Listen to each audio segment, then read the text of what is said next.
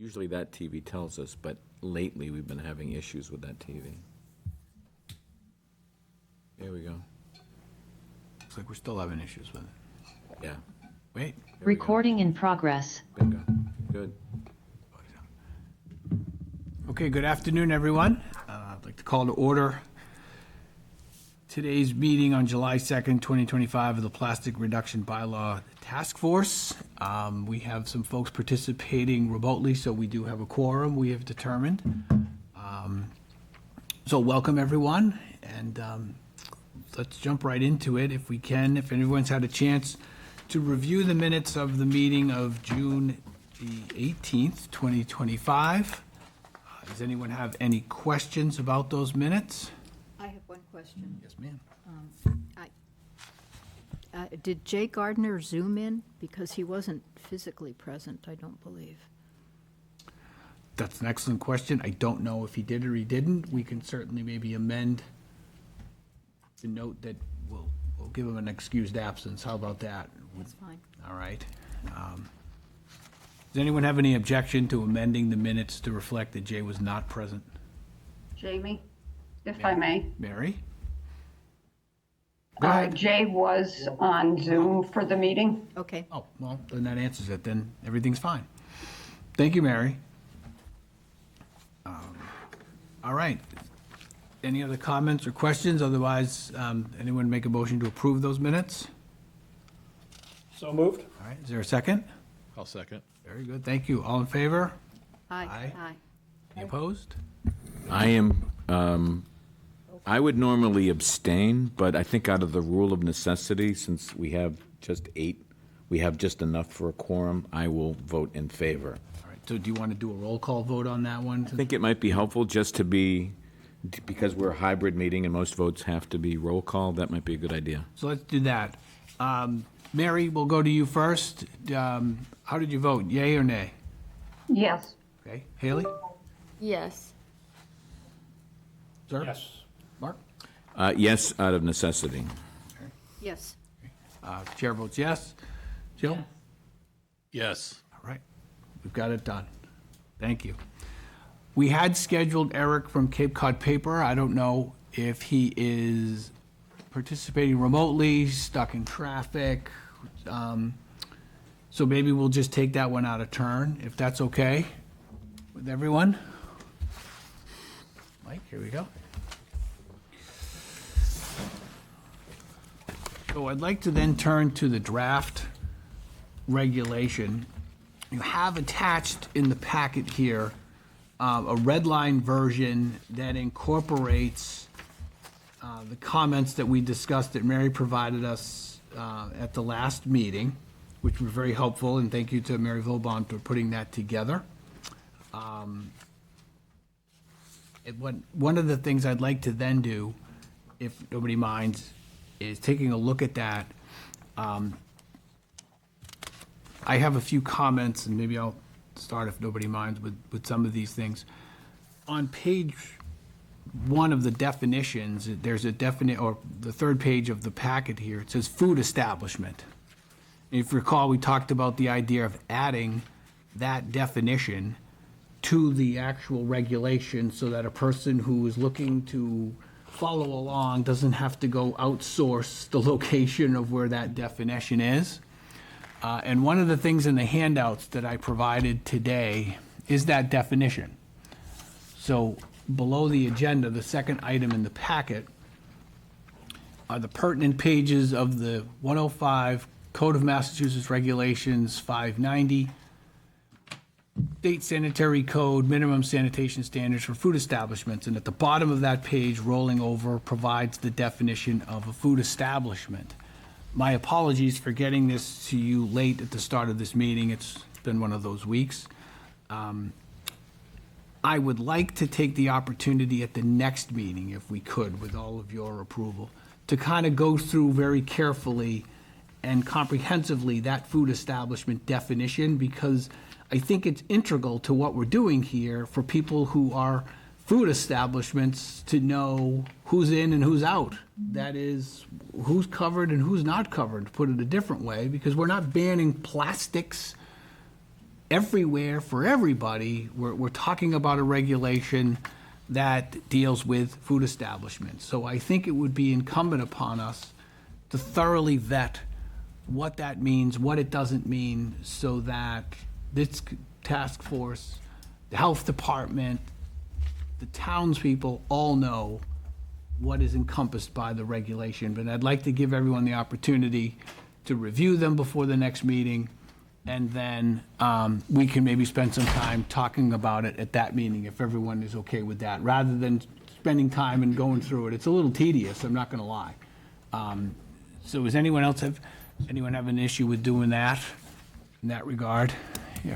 Mr. Chairman, Yes, can you hand that down to do you Bob? have your hand up? No. Okay. Yes. go ahead.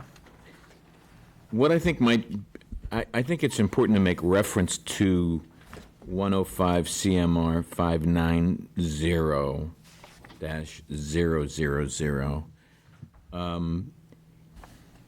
and sort of explain it, but it may very well be that for the purposes of managing the regulations, any reference to the text, it should be noted probably, and then again, this is a discussion item, and it may be something that council can comment on, but it should perhaps be noted as it's currently defined, because the state will, from time to time, change these regulations. Sure. And we ought to make clear that in our bylaw, it's defined by that section, and anything that we put in this Board of Health regulation should make note that as currently defined as, so that there's no ambiguity. All right, all we're doing is we're providing in the regulation information on how it's currently defined. But if the state changes the regulation, we don't want any confusion. Great suggestion. So everyone has a printed copy of that to take a look at and go through those definitions. And maybe we table that till we get to the next meeting. After that, in the regulation, the comments that were provided and the red line materials were good. I have a few other comments, if anyone would like to help follow along, or like to follow along. There's a section called foodware standards. It's paragraph 3 presently. And you'll see food establishments must use reusable foodware unless. And then after that, it talks about one reason why they have to use them or should, unless such use would create undue financial hardship as determined by health agent or designee. Except later on, when you look at either waivers or variances, there are other predicates for why people do not have to use reusable foodware. And so I thought of changing that to reading, food establishments must use reusable foodware unless either a waiver or variance is obtained. Yeah, I agree. So that it broadens the scope of, because it would run in conflict with one another to only say undue hardship, and then later on, you've got requirements that expand on that, whether it is for reasons that are in their supply chain issues, et cetera, et cetera. So it would be remove the balance of the clause and then substitute it with either a waiver or a variance is obtained. Are you keeping track of all the changes? I wrote them all down, okay? Very good. Next, the next paragraph, paragraph 3B. If I could make an additional comment to what Mary provided here in red, it says leftover food carried out. And I thought in order to encompass completely what's here would be leftover food and/or takeout food. Because one of the things that this regulation covers is takeout food. So it's not just leftover food, it's takeout containers. And takeout food is expressly defined in here. So leftover food and/or takeout food carried out by customers must use takeout containers. Picking up the other potential use for takeout or food containers would just be a suggestion. So we get it all under that same clause and pick up every possible combination, so there's not a loophole that someone says, well, takeout food, it would seem contradictory to say takeout food isn't in a takeout container and it doesn't count, but let's make sure we cover all the bases. I'm fine with that. Going down further, paragraph 4, waivers for specific plastics. And we talked about how we would renumber all of this and later on, and when you get to 4C and the second little the first bullet, we can do the renumbering things later. Defines codes 1, 2, and 5, and in any color other than black. And the reason I put a question mark under that one is as I understood from our last meeting, the problem with the black plastic wasn't that it was any worse or better. It was the recyclable aspect of this that made black plastic kind of demonized, for lack of a better word, all right? And so we're talking in the context of a waiver provision here.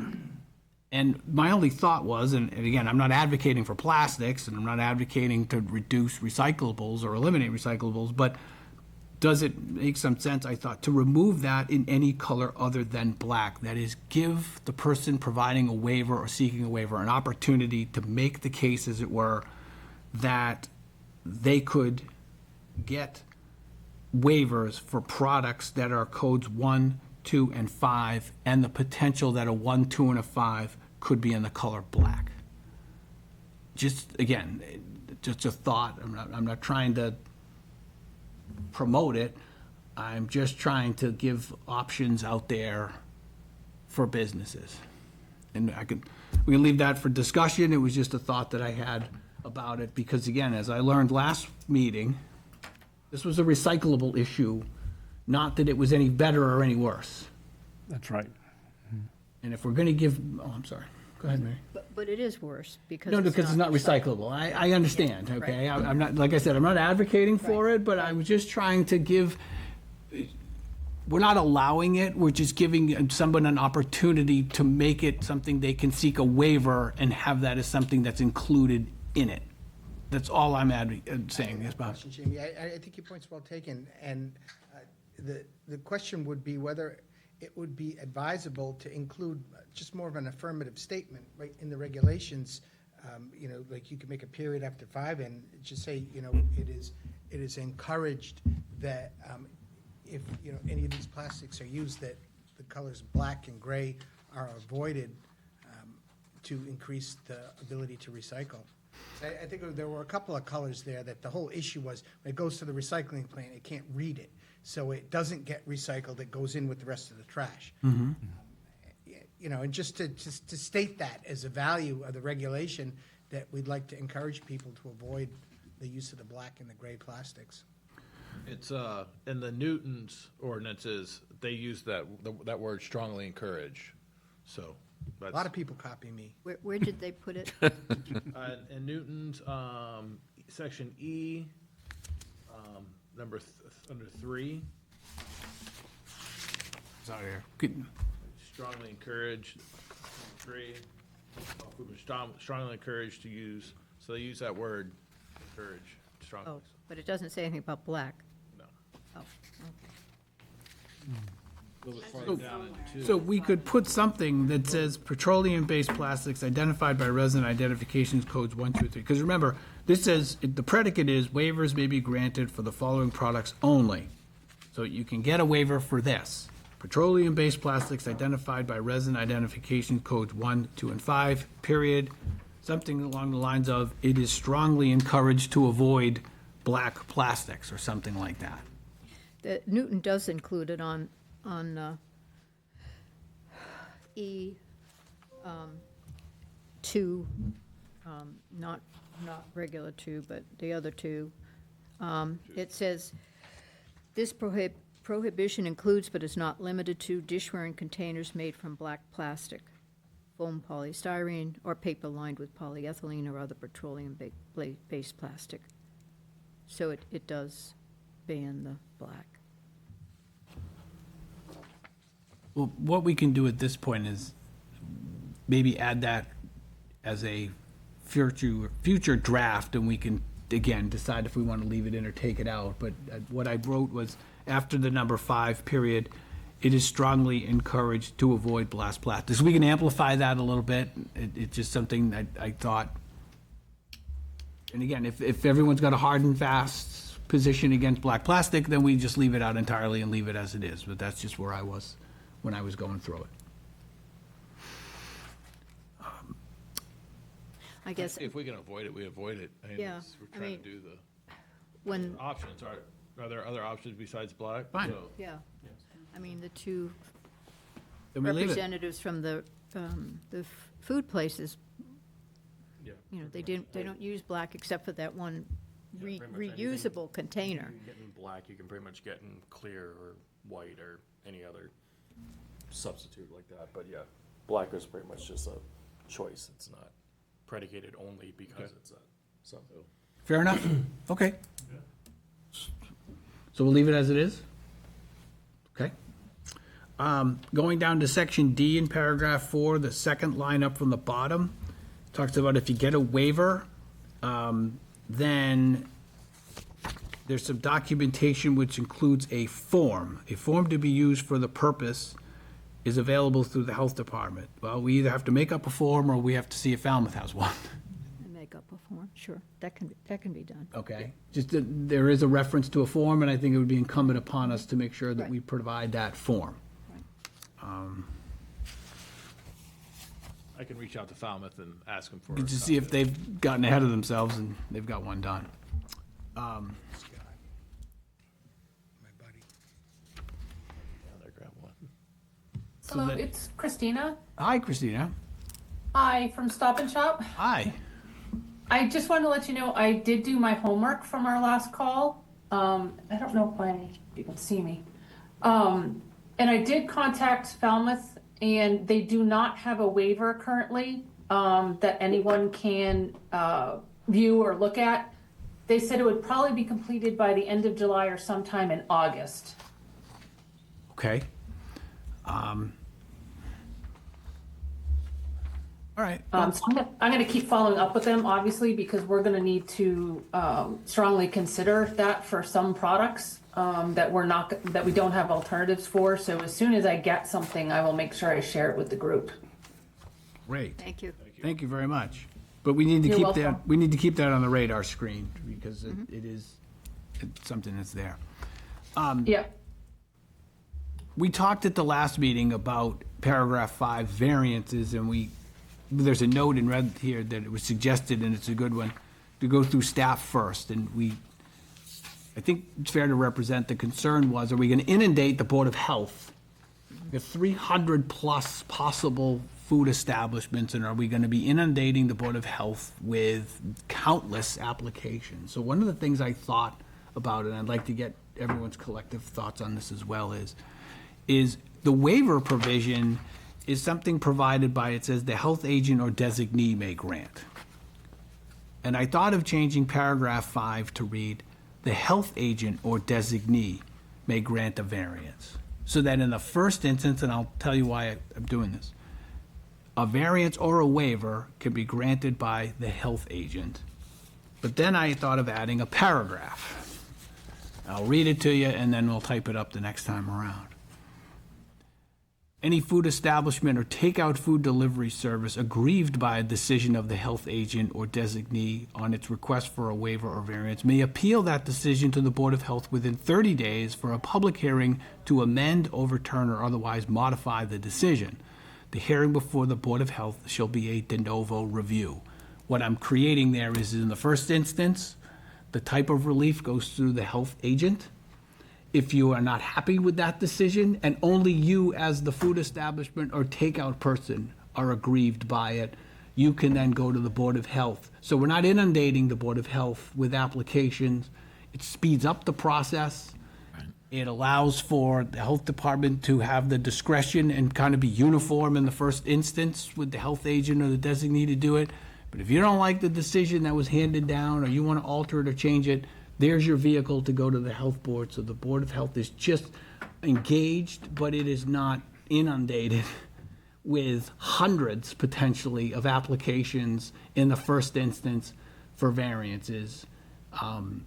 And the reason I put kind of de novo review was just kind of just that. That is, you got a clean slate and an open opportunity to start over, as it were, at the Board of Health, claiming you had a disagreement, as it were. Maybe a second chance to sharpen your pencil in 30 days and come up with a better pitch than what you had at the first level. So we talked about simplifying that process, and I thought about it and said, well, I don't want to tinker with all the language of the process. How about we just change the format? And so I'd appreciate anyone's thoughts on that. I'd like to still, though, have the health inspectors be able to bring a variance request to the board if it's, more complicated or, just like we do with the septics. Yeah. Yeah. And then have the decision made, and then, of Something course, the bigger appeal than what- process. We can't figure out, Right, or just hasn't Me come up. too. Yeah, we'll bring it in front of the board, so. okay. So maybe then what I can do is add a new paragraph, subparagraph H, that basically says something to the effect of that if in the opinion of, and I'll polish this up, essentially, basically, the health agent has the right to send you to the Board of Health in the first instance. No, No? Maybe I misunderstood. yeah. The health inspector or the health staff will bring to the board a variance request. They, not the retail establishment, will bring to, or the food establishment, they will bring to the board a request that they want some guidance on Okay. because of the nature of it. It's just, something you haven't dealt with, something hadn't come up, something not covered in the regulation, which heaven forbid happens. And then the decision will be given to the retail establishment. Maybe it could be on, instead of individual restaurants, on the product itself, because I don't need to do a variance for the same product Right, 10 times. right. If I do a variance for that product Sure. itself. Sure. If that came up, right, and we made that, I don't think you need that in the regulations. I mean, as long as he doesn't have like a short time frame to make a decision, the regulations provide that he can make a decision, and if he's got any questions, he can meet with the Board of Health, confer, get some direction, and then make his decision. right, And then and they can still appeal it. right, right. Mike? So, I don't want to get too far ahead of where we are currently to discussing this. The way that I as a business owner had seen this process working for us was that with the health agent coming in annually for your inspection, no matter what, at that time, we would then be mailed, like the town would send us a form, whatever form we deem. It is on then the business to list the products that they have that are considered under plastic, because they know what they have versus making the health agent search through their building to figure out what you have. You then have to get verified by the agent. At that time, any issues, any small issues can be resolved in that moment, just as if a health issue can be resolved in that moment before a violation occurs. If there's a bigger issue and a variance needs to be made, then at that time, the variance can then be brought by the agent back to the Board of Health for discussion and clarification. And then after that has been, so say restaurant A has been cleared, if a violation of use of product is done after that, that's when the violations would then kick in after, if they were found to be using the products at a disregarded product after the fact. That form is pretty much what they're saying. It'd be verified by the agent. The variances, after the first year of us doing this, we should know, for the Board of Health should know, like, if there's the same variance, what we're talking about, has been brought up by 10, 12 different restaurants, again, that can be created into a short list of annual variances that if you have this in your store or in your restaurant, you're going to have to annually apply for this. That way, restaurant owners should know going into it every year, hey, before you even open, you're gonna have to go apply for the variance. So it shortens the questionable period for going forward, year over year of restaurants trying to figure out, well, do I or do I not? This kind of all ties into the larger thing of, we've discussed this briefly at points, was that going forward after this initial committee settles on this law here, that either a biannual or an annual group is formed that, between restaurants and the Board of Health, that we can look at where changes are being made, where things are coming up, that we can continually update the business community so that we are adapting to the more availability of products to get more plastics out of, out of the restaurants, and what all viable alternatives there are. That way we can keep updating, what is allowed, what isn't allowed, and it just makes things a little bit more seamless that way when you have a larger scale like that, in my opinion. Mike, the only comment I have on that is that what you said in the beginning, what we are saying is that the health inspector can grant a variance on his or her own. Yep. Doesn't have to come to the Board of Health.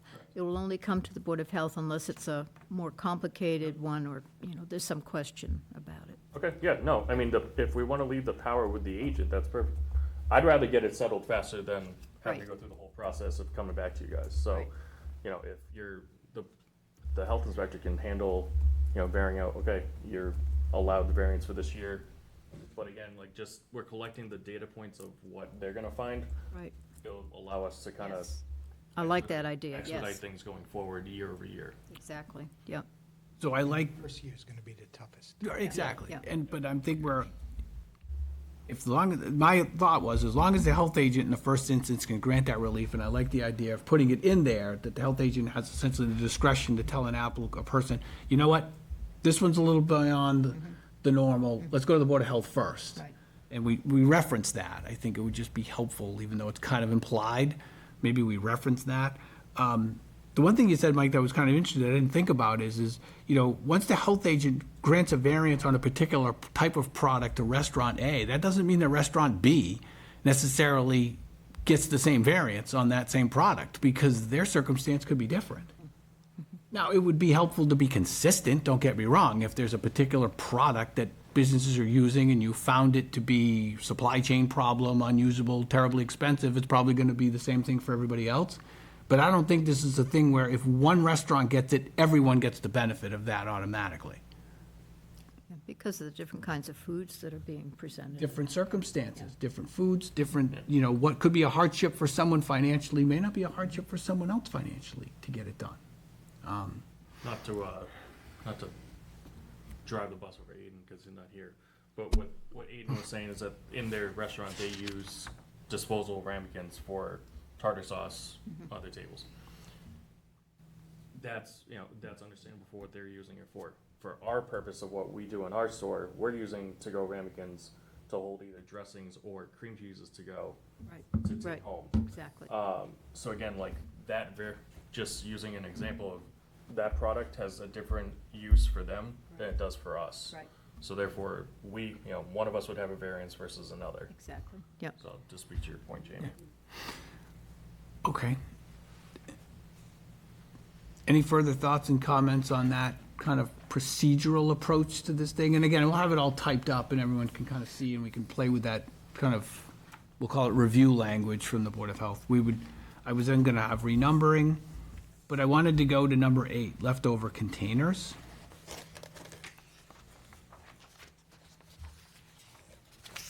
Discusses what a leftover container must be composed of. Non-PLA certified compostable materials, et cetera, et cetera. This is where it got me a little confused after this. Bags shall not be provided for takeout containers unless requested.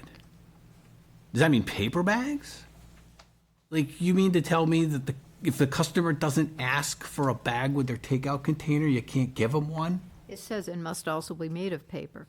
Well, that's fine, but it sounds like in this instance is shall not be provided for takeout unless requested. So if I don't request a bag, according to this, I don't get one. Right. And I would so, say since it's leftover containers, not takeout, means like if you're eating at the restaurant like, I wouldn't give you a bag unless you were, well, I would ask, do you want a bag for your takeout? That's not requested. But, oh, well, yeah, you wouldn't, You couldn't ask that if it was written like this. You couldn't say, would you like a bag for your container? Because it's incumbent on the customer to ask, not for the food provider to inquire.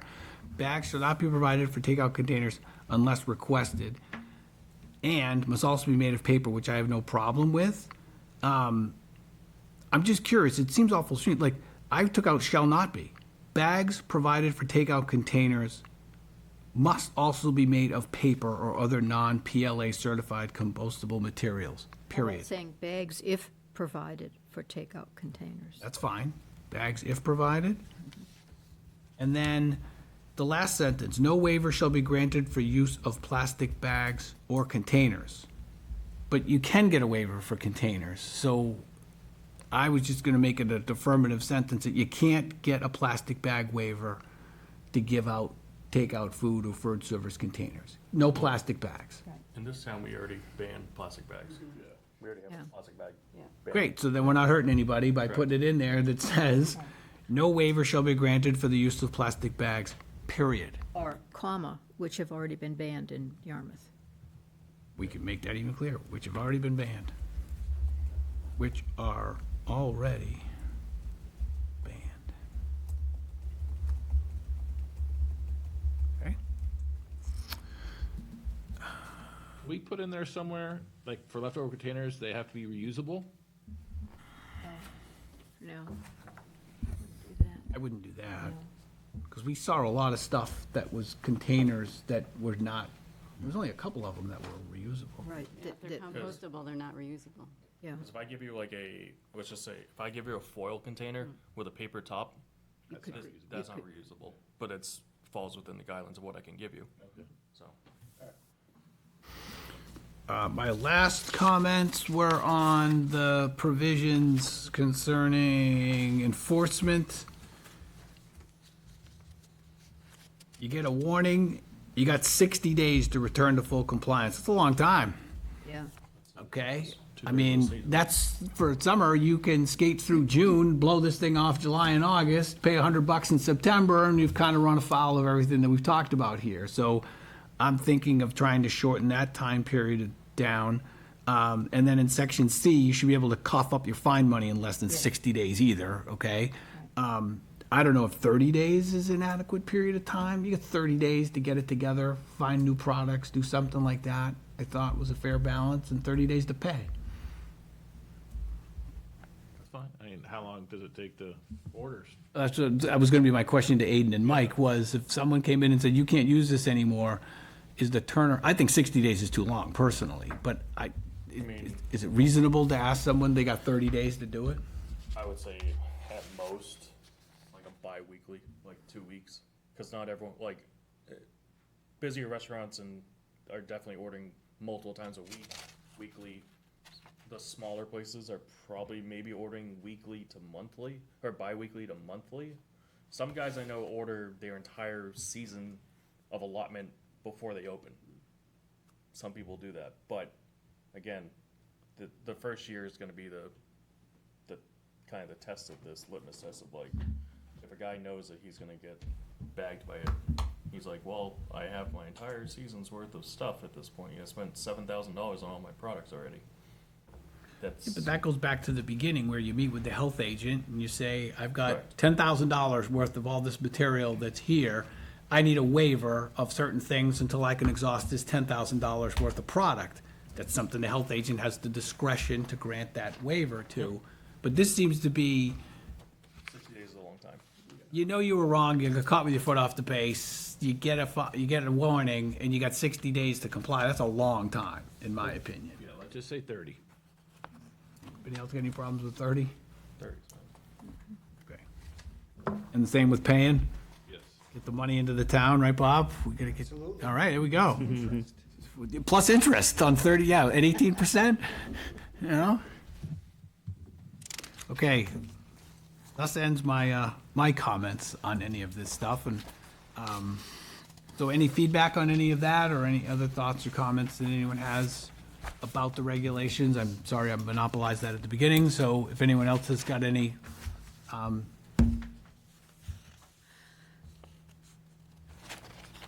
I thought that somewhere, I'd like to see in definitions, styrofoam or foam styropolyene, because people that are here now know that it's been banned, but a new business coming in wouldn't necessarily know that. So I think if we put it under definitions and just said, this material has been prohibited for retail use in Yarmouth since, and the date.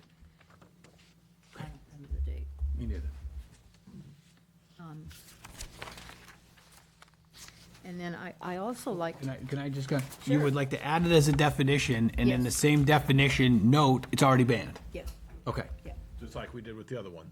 just like we did with the. okay.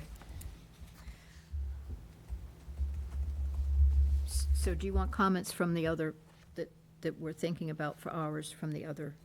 Or any, Okay. well, whatever source anyone has to Okay. provide comments, I just, I Okay. made mine based on mine, but. I liked how, I think it was probably York said, third-party certification, and then that would include everything, starting with ASTM International Certified Compostable, ASTM Standards, those 1, 2, or 3 paragraphs. Fine. It just changed the title to third-party certification.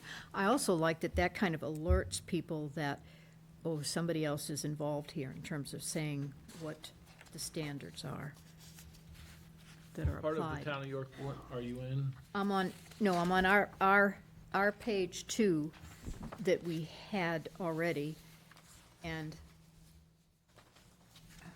I think it was the York one. That was the more substantive one, I thought. Under their definitions.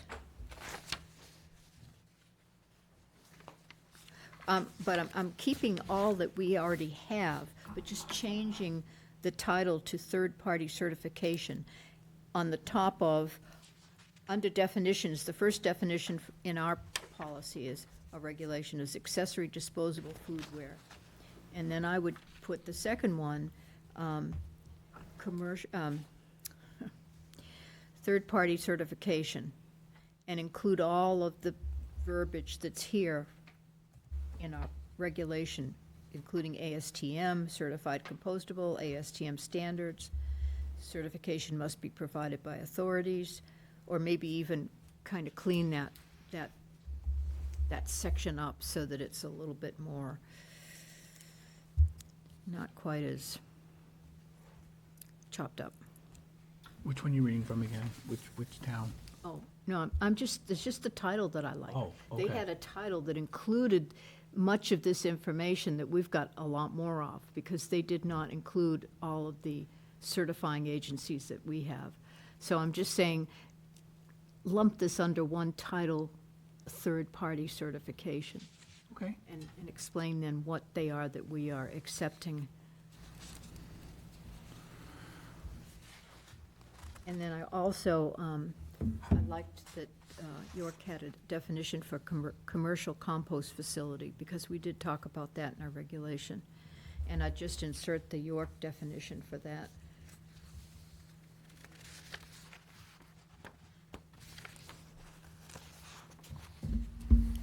Composting facility.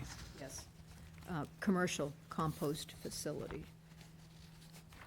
That's on page 2 of the York Right. one, right above section 4 at the last. The last one, right.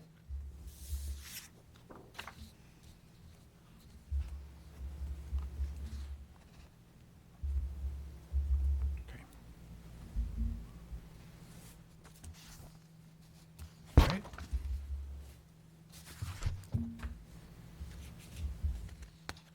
Mike? Okay. There was only really, using Falmouth as a guideline here, a lot of it I was good with. The only thing that I wanted to clarify was, the issue about stirs and straws, which is 7 or 6C. Because originally this ban, we didn't include anything with beverages, so I just want to know from the majority of this group whether or not we are including that to be within the realm and the scope of what we're talking about here. I mean, there are plenty of alternatives out there right now for those, as compared to a lot of the other, like, carry-out bags or things like that can not be substituted right now. So I'm definitely on board with leaving this in there. I just want to make sure that as far as the beverages are concerned, this is pretty much right now the only scope that we're going into the beverage department of, and not, because cups and stuff, cups and lids for beverages, we left out of this because of obvious reasons, so. Well, we do pick it up. Accessory disposable foodware on the first page defines straws, is defined as straws, stirs, napkins, utensils, condiment cups and packets, cup sleeves, tops, lids, and spill plugs, but not the cup itself, Correct. Right. all right? Okay. And then section D of 7 talks about straws. We won't get into whether that runs afoul of the president's executive order that all straws have to be plastic. We'll leave that one alone. Couldn't resist when I saw that. And then stirs, the same thing. I don't think that's impacting beverages. It's just something to stir it with or drink it out of. We're not dealing with cups. Correct, I just want to make sure we're Right, right. leaving that afoot. Leaving that as a. That was, The only other thing that I looked into from our standpoint is going to 7C, as far as the digital, POSs and third-party integrations. There are, right now, I know DoorDash, you can make that change and you can make that option available as far as whether or not you do or do not want silverware with your things. I have not heard back from my rep from Grubhub. Grubhub are Seamless and or Uber Eats. I don't know whether or not they have that function in there. I believe they do. I just haven't been able to find it in anywhere in our settings. But I have reached out to, as far as the major third-party servicers, to see whether or not you can have that on there. Right now, as far as I know, DoorDash is the only one that I know that you can is that for silverware? for silverware. Because there's two different things. 6C or 7 deals with food establishments having those platforms for cutlery, and 7C has the platform for condiments. So we might want to check to see if those have something for, because those are two different things, obviously, and both of them have a requirement that you have to affirmatively request. One of them is condiments, one of them is, it says cutlery. That could certainly come up as a request for variance. Absolutely. If a establishment was not using one of the POSs that allowed that. I don't know what the financial implications are for these. I mean, are these all, do these all cost you? And are some less expensive than the others, or? I mean, it's just a platform for us. As a business owner, you pay a service Okay. commission fee to use the platform. Right. But their point is that they take your menu, digitalize it, and then pretty much you can alter it how you want to. I just don't know. Automatically, there is a function within DoorDash system that you can. Right. I don't know about Uber Eats, and I don't know about Grubhub yet. But you could put on your menu, if you were using these others and they didn't have that functionality, you could put on your menu, if you need, silverware or to request it. No? On their apps and stuff, I don't know how much leeway there is for the restaurant to just put like banner statements like that. Right, across. okay. I don't know that. If it was an actual menu item itself, you could create it and add that function in there, Well, you- as if like I was just adding something else into Right. it. But as far as what they already have in their systems, I don't know whether or not that's actually available for those platforms yet. So Well, you could add it as a menu item then. you can add it as a whole separate section, I guess, as if you're ordering something, you're ordering Right, silverware. optional Yeah. or something, yeah.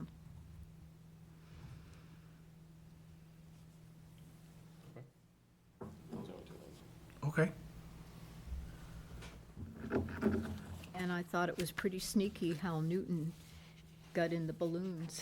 Yeah, that was kind of neat. It's like, what? Yeah, balloons. How did they do that? I saw the correlation between balloons and food service establishments, right? Yeah, it was Sure. kind of a tough, Right? right. Yeah, it was a hard one. Okay. So I think, Oh, I do have one other question. please. And it probably for Barry. Excuse me. York had, under definition, healthcare facilities, and then when you look at where is this mentioned, it's mentioned as an exception. It says healthcare facilities are exempt, but are encouraged to comply to accommodate the care of patients whose treatments and procedures may require such materials under this ordinance. Now, Yarmouth doesn't have a hospital, but we have long-term care facilities. So, and you do inspect their kitchens. Yes, ma'am. So are we saying that we want them to comply if they can? I mean, If they can, but there's like certain needs, certain utensils right, that patients have to use right, to survive. So Right. I would say that would be a waiver, or a variance. Well, rather than that, I think we should address it in the regulation so that it doesn't have to even come forth as a waiver. That'd be fine with me. What do you think, Jamie? No, I think it's a great idea. And so York has a definition of healthcare facilities, means, healthcare facilities mean places that provide healthcare to the public. Healthcare facilities includes hospitals, clinics, nursing homes, and inpatient care centers. And then, under exceptions, it says healthcare facilities are exempt, but are encouraged to comply to accommodate the care of patients whose treatments and procedures may require such materials under this ordinance, which I think sounds reasonable. I actually have that highlighted. Do you? Okay, yeah. And maybe what we can do is make that its own standalone paragraph. Well, make it a definition, and then, right, Yeah. then put it under a. Give it, yeah, define it, and then Right. create a number that Right, says they're exception, exempt. Right. Okay. right. But we encourage them to. Comply if you do can. Comply as much as possible. Okay.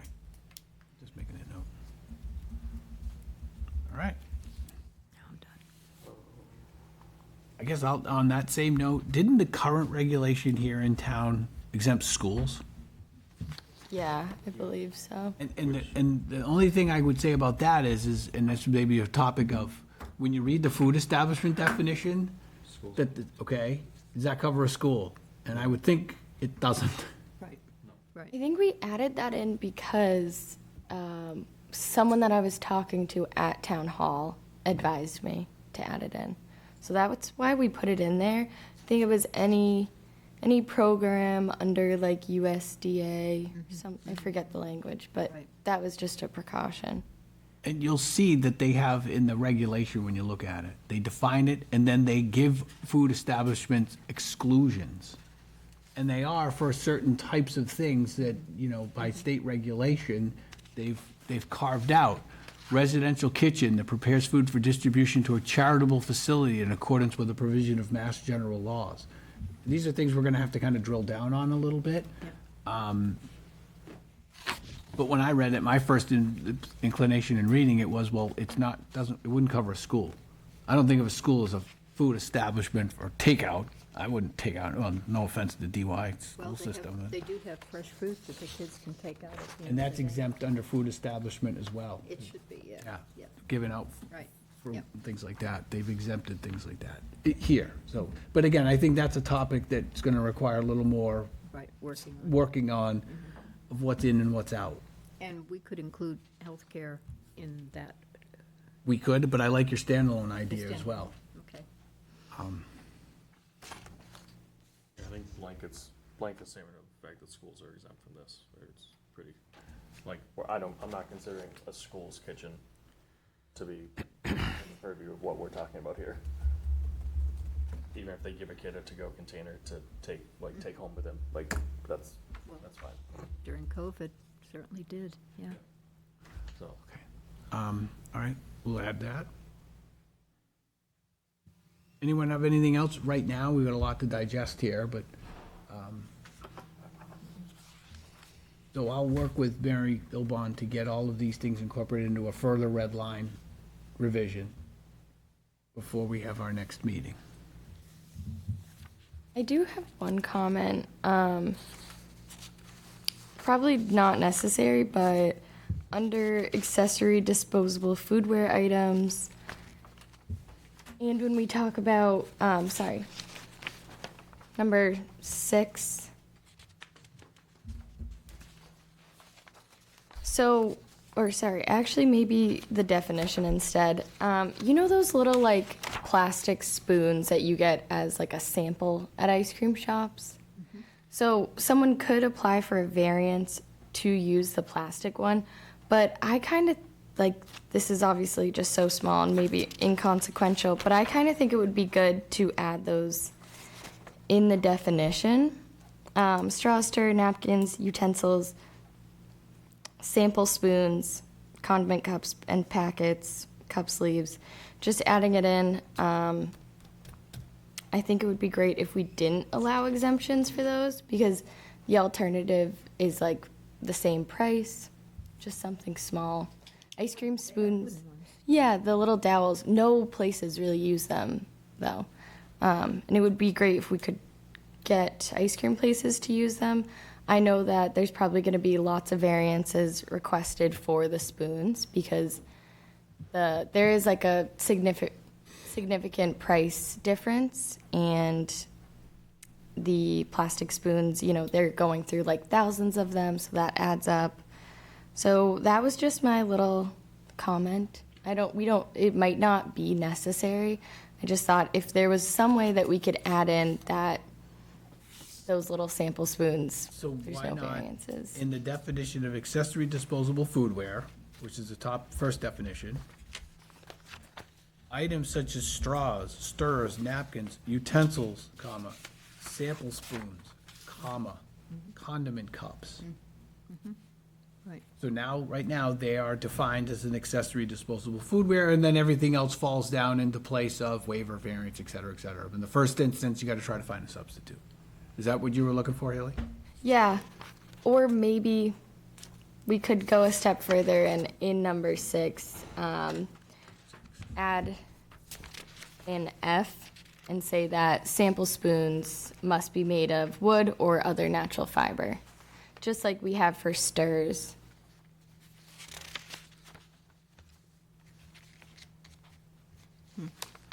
Trying to follow where you are. Sorry, 6E, we could add it. Page 6 on Yep, yours. got it, okay. So we just kind of copied that line and added an F. You just put stirs and sample spoons. Yeah. Well, I mean, we've separated, yeah.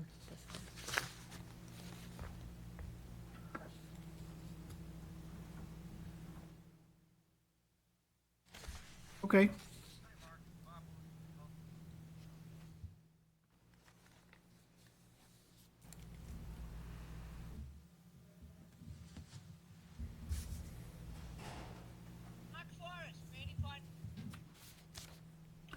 Okay. Anybody else have any other comments right now? And probably need to get a look at this again, you know? And so we have in the packet, and I know Barry has circulated them, we have, Barry's comments, a version. We've now got multiple different communities that we could now, and have them to start plugging and placing into this one based on what we talked about today. So we'll get that all pulled together before the next meeting and circulate it before the next meeting.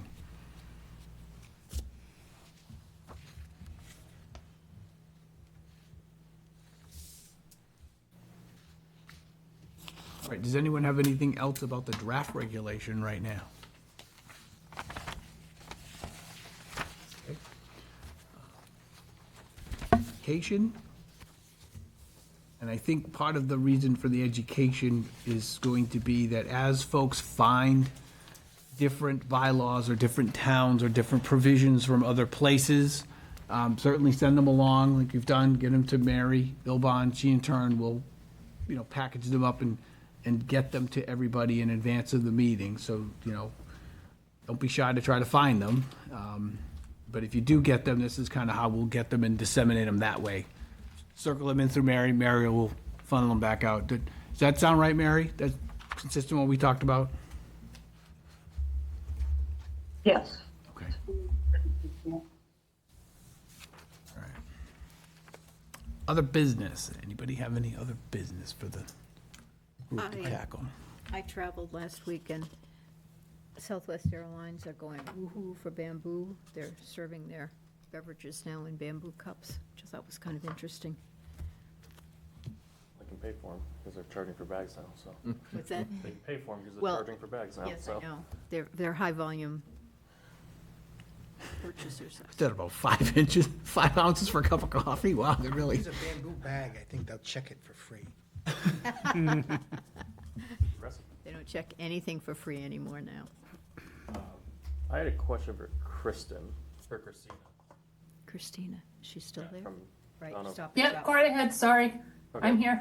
So, as far as, obviously with Falmouth approving theirs ahead of us, what is Stop and Shop and stuff, what problematic areas have you guys found so far in Falmouth that, you're concerned about also gonna be in here in Yarmouth? Well, I think, and unfortunately, I wasn't there when the store teams presented, along with Joe, who works for me, Joe Crisologo, the containers that are problematic for us several meetings ago. Yep. But those are the items. So anything served in those containers is going to be problematic for us. So it's going to be a lot of things that if we cannot get a waiver for, we're not going to be able to service our customers, unfortunately. Our industry is quite different than the restaurant and takeout industry as far as that's concerned. Again, we're preparing things to be stored for longer periods of time, things like that, food safety implications for that kind of storage, and just product quality, right? Because again, when you're preparing a cake and you put it in a certain container, that cake, the expectation is that cake will probably survive for 7 days, right? Or longer. So we need to provide containers that are going to withstand that duration from a product quality perspective, food safety, all of these things. So a lot of the containers we have, there's specific reasons why we have them. And, I have someone on our team at ADUSA, his name is Wayne, and he does all of our sustainable packaging and working with our suppliers and trying to find alternatives, and there just aren't a lot of alternatives out there. So all of the containers that were presented are containers that are problematic for us. So any items that would go in there, again, if we're not able to get a waiver, those products cannot be sold to our consumers, unfortunately, at this point. And that would be the same for Yarmouth as well. And I don't have a copy of their waiver yet. We don't, so I don't know what we'll be able to apply for or not, and what kind of an impact that would have as well. Okay.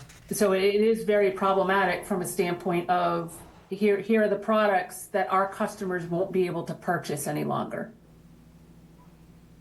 Can your sustainable energy lead, can they join one of these meetings for us in the next one? So they can we go over what is possible, what isn't possible? Yeah, I can certainly, we have sustainability, but also, our sustainable purchasing. Wayne, who I just mentioned, I'm sure we could get some folks to join in the next call and participate, just so they can explain kind of what we're up against. Because believe you me, if we could get some of this packaging, we keep trying to work with our suppliers, right, to start looking down these avenues of, getting away from the pure plastics, and it's been an uphill challenge. It really has been. Thank you. Well, they did tell us, as they showed us the products, what ones would be difficult Yeah, to I have, remember. a replacement. Yeah, and I'll certainly get someone from our, purchasing and sustainability team. We can get someone here, and we can even walk through some of those packaging again, just so you have an understanding of, and sometimes one package is used for multiple things, right? So one package may be used for 10 different kinds of items that we would store at store level. So it could have even further ramifications than just that one item. Thank you. But I'll certainly get someone up that can speak to that in more detail than I can.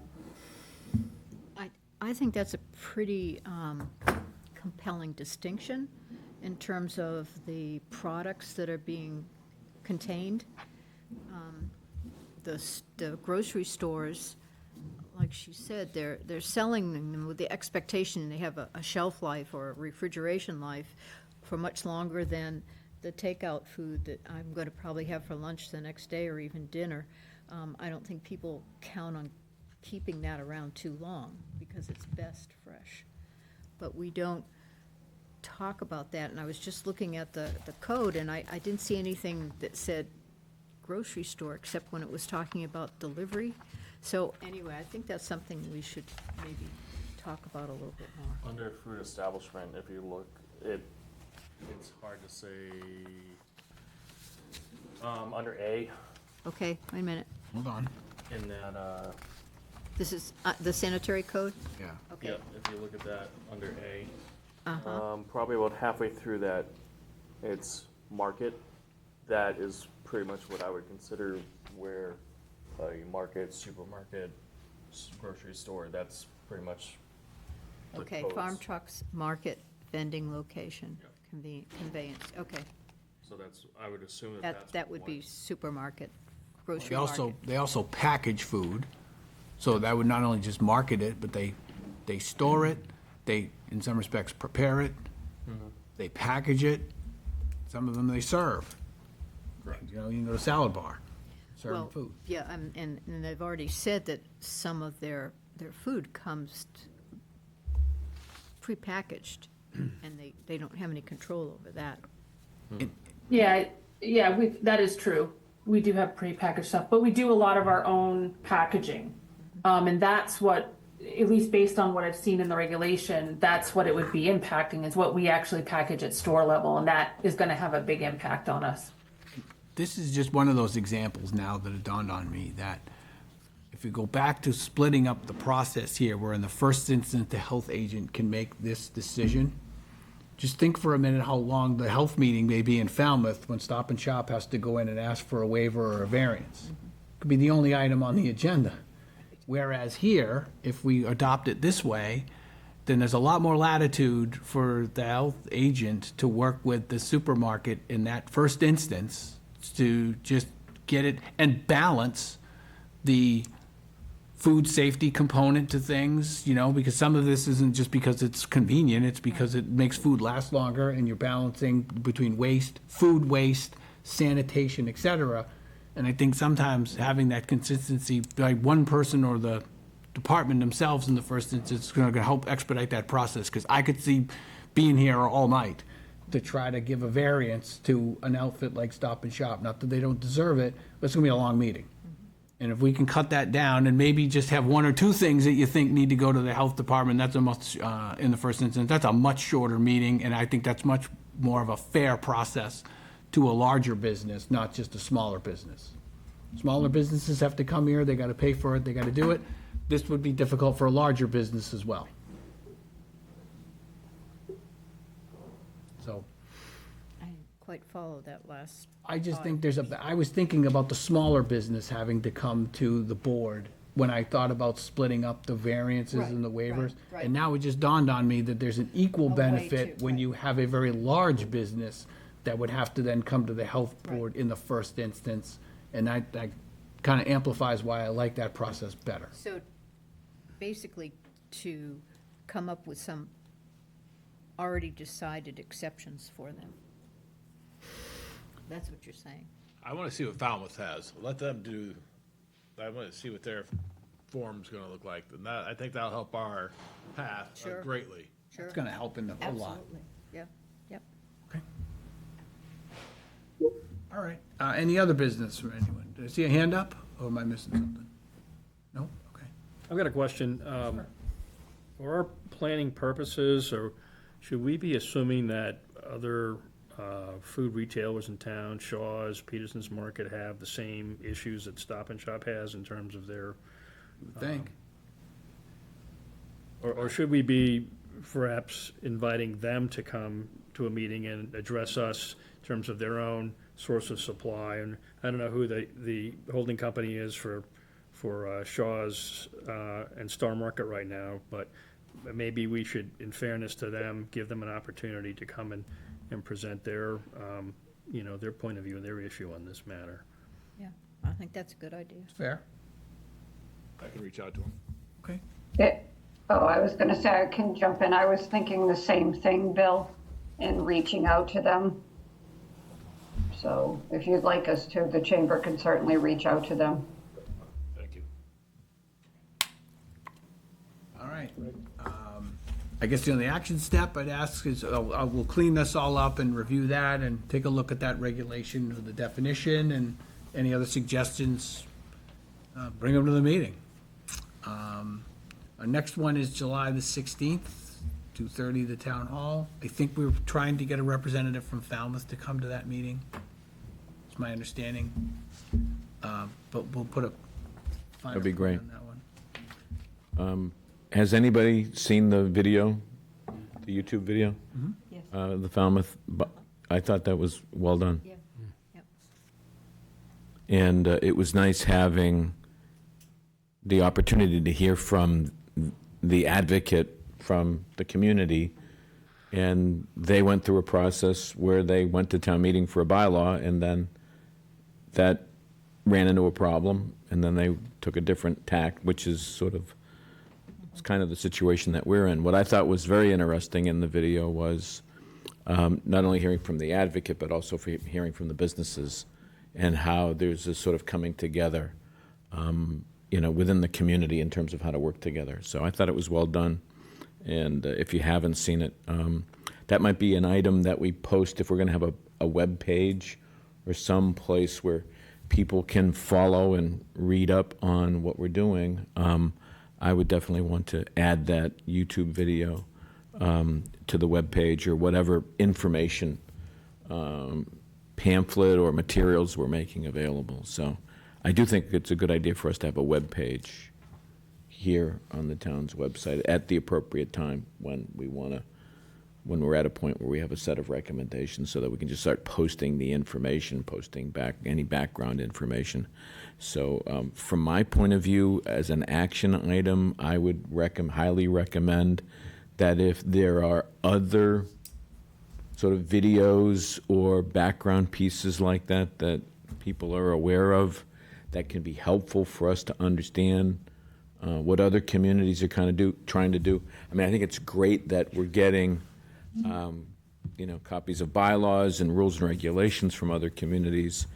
And I happen to think, just from looking at all of the different bylaws and rules and regulations that I've seen that are out there, I happen to think that Falmouth has definitely stepped up and is going in the right direction. And I think it may end up with us sort of working closely with them, may end up coming up with a model, or at least the two towns coming up with the models. But it wouldn't surprise me if there's some educational information, other information that's out there from other sources that we should be thinking about grabbing, taking a look at, and then considering adding to a web page when that time comes. So that's just a food for thought, and I think it's definitely worth doing. Like I said, I thought the video was very, very helpful.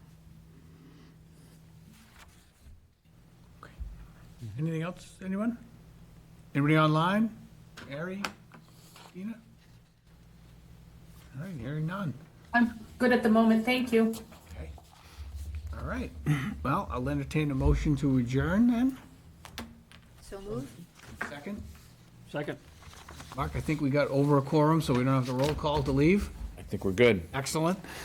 All right, thank you, everyone. See you on Adjourn. the 16th. Happy 4th. Nice work, very thorough approach.